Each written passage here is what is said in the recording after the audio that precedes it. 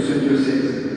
Un prêtre diocésain, comme je le suis, fait le choix de s'attacher pour toute sa vie à une terre, à notre diocèse, de l'aimer et de travailler pour cette terre. Et cette terre de notre diocèse est toute imprégnée de la prière de Marie, comme mon ministère cherche à l'être, comme je cherche à le faire dans mon ministère. Marie finalement m'indique que je suis bien prêtre d'ici. Puisque je parle de mon ministère de prêtre, je ne veux pas non plus cacher ces difficultés, au moins l'une d'entre elles, parce que c'est particulièrement un lieu de ma relation à moi. Attention, je suis heureux dans mon ministère, la vie de prêtre est remplie de joie, de remerciements, d'actions de grâce, à commencer précisément par le fait d'être témoin de la grâce de Dieu à l'œuvre dans nos vies. Ça semble vite dit, comme je viens de le faire, mais je vous promets que c'est une chose de voir un homme délivré de ses péchés, un couple se promettre de s'aimer tous les jours de leur vie, comme tout à l'heure à Saint-Michel, ou un ado, tout mal dans sa peau, comme ça arrive parfois, s'ouvrir à la parole de Dieu et aux autres. Et le sont encore un peu par des angoisses que je m'explique assez mal, ou que j'ai peur de m'expliquer trop bien. Je ne vais pas commencer une psychanalyse devant vous. Mais le fait est que, non seulement ce n'est pas très agréable à vivre, mais que c'est aussi une épreuve spirituelle pour moi. Je ne peux pas m'empêcher de penser que si j'avais la foi, seulement grosse comme une graine de moutarde, je serais délivré de ces angoisses. Idées sottes peut-être, mais tenaces. Et ici, la prière de la Vierge Marie est un secours sans faille pour moi. La répétition si simple, du Je vous salue Marie, au milieu de l'angoisse, m'accorde le répit d'une bouée lancée dans une mer plus ou moins déchaînée. Et par-dessus tout, l'assurance que Marie prie pour moi, comme je le disais tout à l'heure, qui est un élan peut-être un peu égoïste, mais profondément filial, me donne du réconfort. Je retrouve sûrement comme un port d'attache, Marie comme un refuge, Marie et son saint cordon. Une vie de prêtre, vous l'entendez, entre évocation de mes souvenirs et de ma vie présente, n'est pas dissociable d'une vie de croyant. Alors je ne veux pas me montrer inutilement dramatique, mais il est vrai que Marie me rejoint aussi dans mes blessures, elle qui resta debout au pied de la croix. Puisque ma vie de prêtre n'est pas dissociable de ma vie de croyant, je vous disais au début qu'il est important pour moi que Marie me conduise à Jésus. Et là, je suis très frappé de constater chaque année, un peu plus d'ailleurs, chaque année un peu plus, combien le ministère de prêtre a quelque chose de marial. Je suis amené tellement souvent dans une discussion à aider à mieux connaître Jésus, ou même simplement par la prédication du dimanche. Dans le ministère de prêtre, il y a, je le découvre toujours un peu plus, ce souci de mieux faire connaître Jésus, de pointer le doigt sur tel aspect d'une vie qui renvoie à Jésus. Et en cela, je trouve que Marie est un bon modèle pour le prêtre que je suis. Non pas effacé, mais toujours faisant ce pas de côté qui laisse voir la figure du Christ. Faites tout ce qu'il vous dira, dit encore une fois Marie. Et puis d'une autre manière aussi, Marie est devenue un modèle de mon ministère, d'une manière un peu plus iconoclaste peut-être, par sa maternité. Avec l'histoire, avec le poids de l'histoire, on a pris l'habitude d'appeler les prêtres père ou monsieur l'abbé, ce qui est exactement la même chose, et je ne sais pas si c'est bien ou non, ça m'est un peu égal, pour tout vous avouer. Mais il est vrai que nous vivons une certaine paternité spirituelle comme prêtres, dans la mesure où nous accompagnons la croissance spirituelle de ceux qui le veulent bien. La paternité en question est donc de l'ordre de l'engendrement ou de l'éducation. Et de ce point de vue, Jésus est et demeure le maître absolu, le maître, disons-nous, indépassable. Seigneur, apprends-nous à prier. Mais à côté de lui, Marie me donne une image de la maternité. Elle prend soin de l'enfant Jésus, elle veille à son inscription dans une vie de foi, en conduisant descend au temple pour la présentation. Elle laisse Jésus assez autonome, semble-t-il, lorsqu'il reste en arrière, pour discuter avec les docteurs de la loi, et pourtant elle se tient à ses côtés jusqu'au bout. Je sais donc que Marie m'apprend quelque chose de mon ministère, dans une forme d'accompagnement doux et solide, tout matériel. En fait, c'est là l'essentiel de ce dont je voulais témoigner, ça tient en quelques lignes. Marie m'apprend à être prêtre par sa foi et ses attitudes dont témoigne l'Évangile. Par le oui, par cette parole qu'elle a, qu'il me soit fait selon sa volonté, Marie répond à l'ange Gabriel. Bien, elle m'a donné le courage et le désir de répondre oui à mon tour à l'appel que j'entendais et de continuer à le faire. Par sa stature, debout, au pied de la croix, Marie m'apprend ce que signifie la foi. Rester debout dans la confiance à travers l'épreuve. Et dans cette même attitude, elle m'enseigne la compassion de celui qui reste auprès de ceux qui pleurent, bien souvent sans pouvoir dire grand-chose. Par ses attitudes, Marie m'apprend à être prêtre. Enfin, et je termine par là, je vous disais en commençant que ce sont les femmes de ma famille qui nous ont appris, à mes frères et sœurs et moi, à prier la Vierge Marie. Et je vous confiais que je crois que ce n'est pas anodin. Il y a quelques jours, avec la gentillesse que nous connaissons, Marie-Jo m'a demandé où j'en étais de la préparation de ces quelques mots, si ça allait, si je m'en sortais, etc. Et nous en avons brièvement discuté. En rentrant chez moi, et à la suite de cette discussion, j'ai repris ma réflexion sur la place de Marie dans la vie de prêtre, et il m'est apparu, je le savais, mais il m'est apparu avec plus d'acuité, que la vie de prêtre, et en particulier mon ministère, est précisément marquée par la présence constante de femmes, bénévoles ou salariées, consacrées, religieuses ou non, toujours dévouées. Or, par de nombreux aspects, je serais bien en peine de travailler, d'accomplir mon ministère sans leur concours, sans leur secours. J'entre ici, vous m'entendez, dans une réflexion qui n'est pas très aboutie, et je ne suis certainement pas en train de me comparer au Christ ni Marie-Jo à la Vierge Marie. Je me ferais disputer si je le faisais. Mais force est de constater que mon ministère de prêtre est souvent préparé et accompli par l'action de ces saintes femmes. Préparé dans le sens où un agriculteur préparerait une terre. Le ministère qui m'est confié, pour dire les choses de manière simple, est souvent redevable aux saintes femmes. Et j'y vois une image de la Vierge Marie.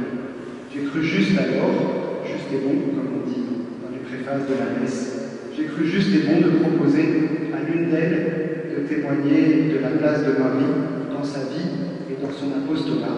Je vous propose d'écouter Marie-Jo pour le temps qui nous reste. Merci.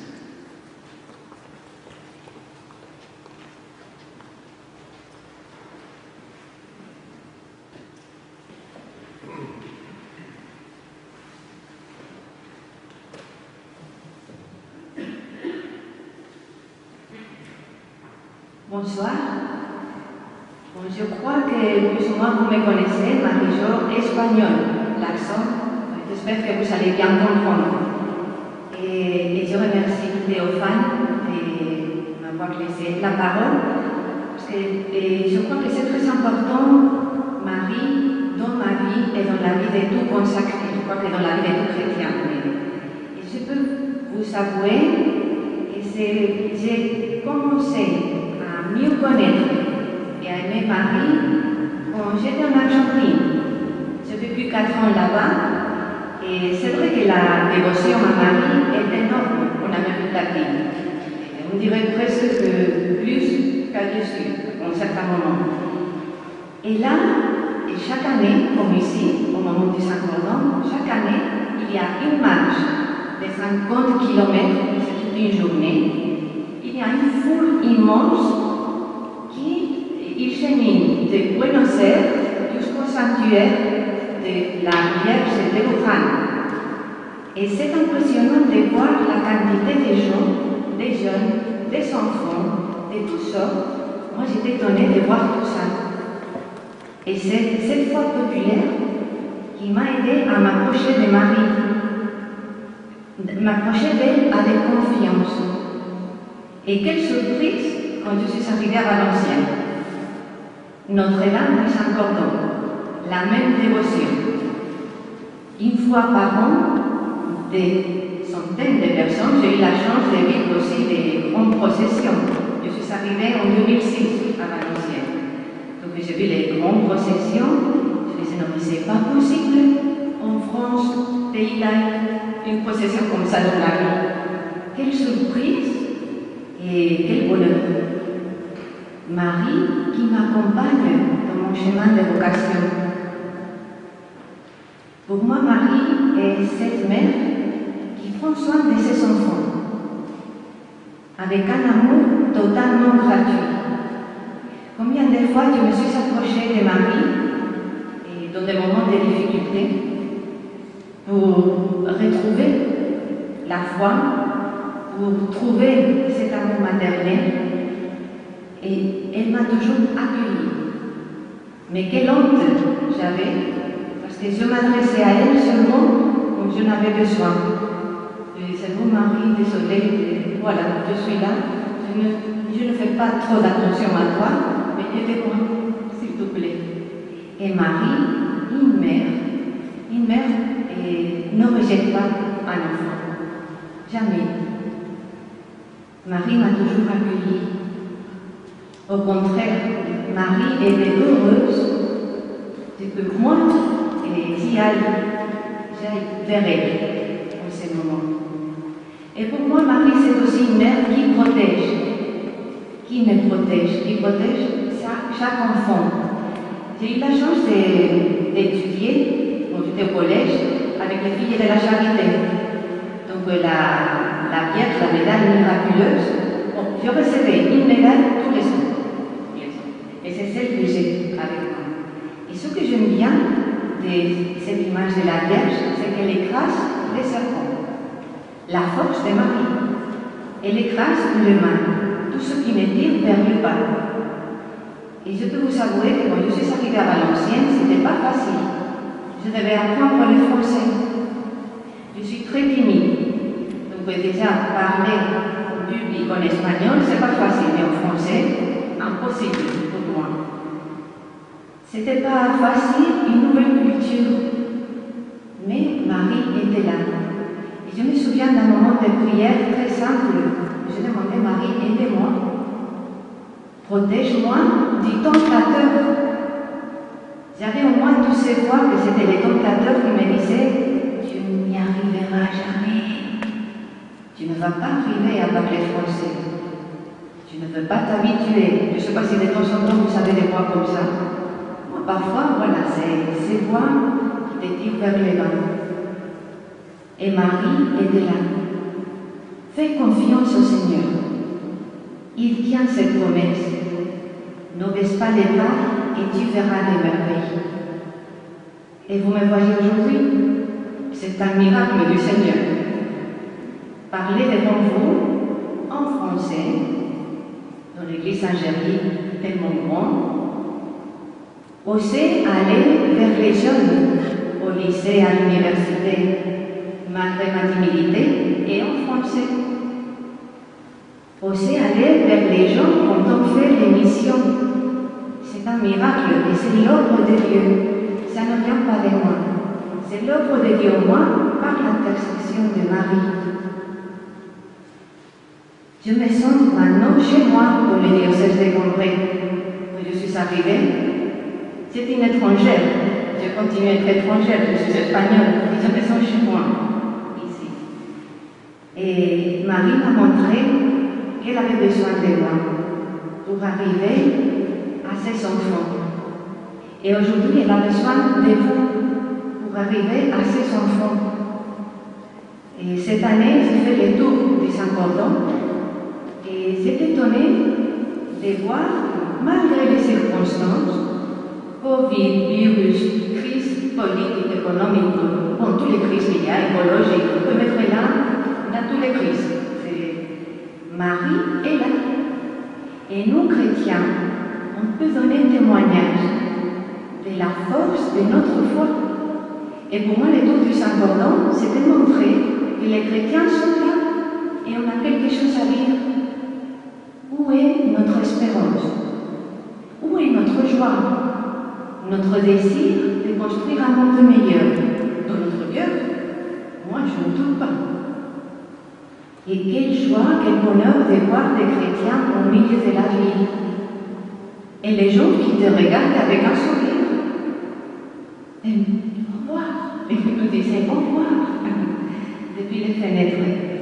Et je crois que Marie nous invite cette année spécialement à être témoins de son amour et de l'espérance.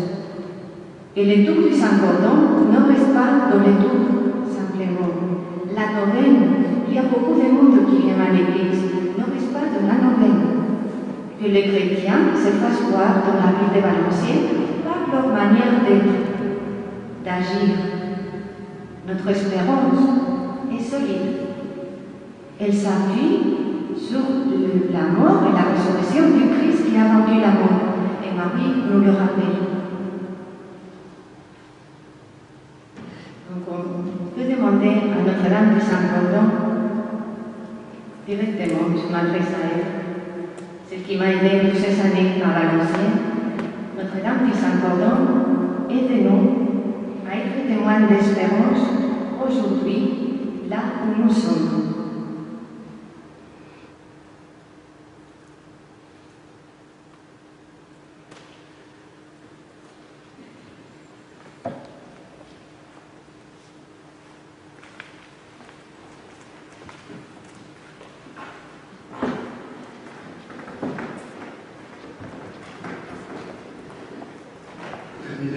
J'aimerais que nous chantions, si nous connaissons les paroles de ce chant, le regard de l'étoile, la prière de Saint Bernard, le Père Bertrand nous parlait il y a quelques jours, en guise de conclusion et avant de vivre la célébration de la messe.